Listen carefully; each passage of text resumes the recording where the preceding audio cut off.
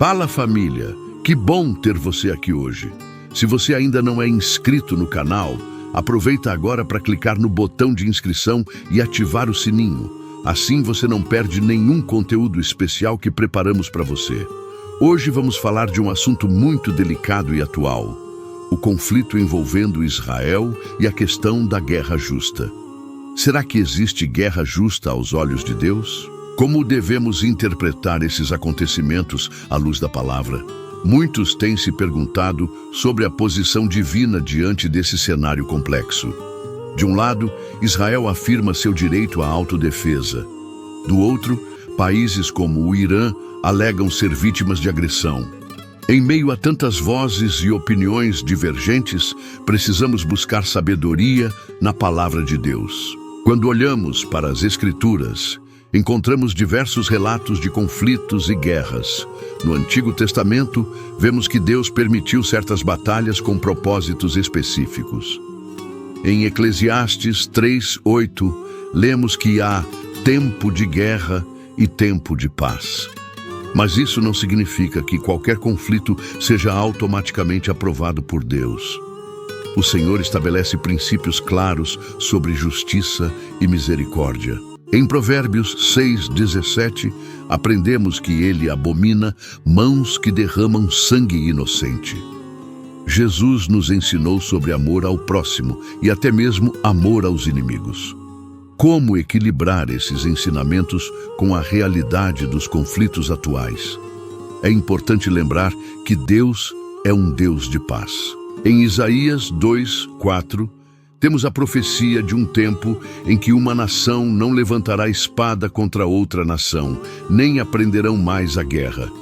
Esse é o ideal divino para a humanidade. Mas vivemos em um mundo caído, onde conflitos acontecem.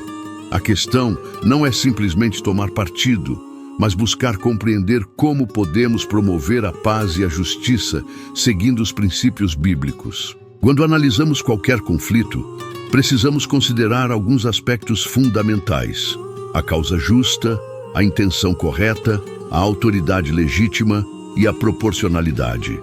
Esses elementos são essenciais para avaliar se uma guerra pode ser considerada justa. A Bíblia nos ensina sobre a importância da defesa dos oprimidos e da proteção dos inocentes. Em Isaías 1:17, somos chamados a defender o oprimido, mas também somos advertidos contra a vingança e a retaliação desproporcional.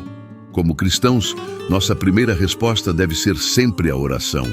Em 1 Timóteo 2:1-2, somos instruídos a orar por todos, incluindo as autoridades, para que possamos ter uma vida pacífica e tranquila. Não podemos nos esquecer que por trás de cada conflito existem pessoas reais, famílias sendo afetadas, vidas sendo impactadas.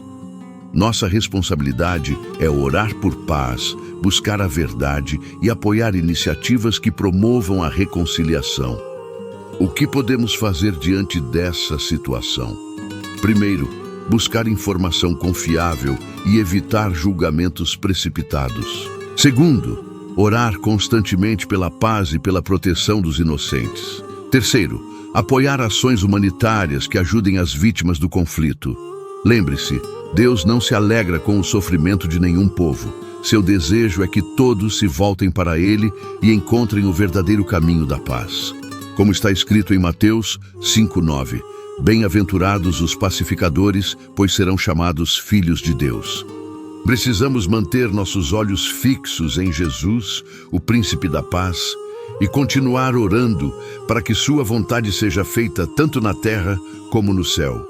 Que possamos ser instrumentos de paz e reconciliação onde quer que estejamos. E aí, o que você pensa sobre esse assunto? Deixa seu comentário aqui embaixo. Não esquece de dar aquele like no vídeo e compartilhar com seus amigos e família.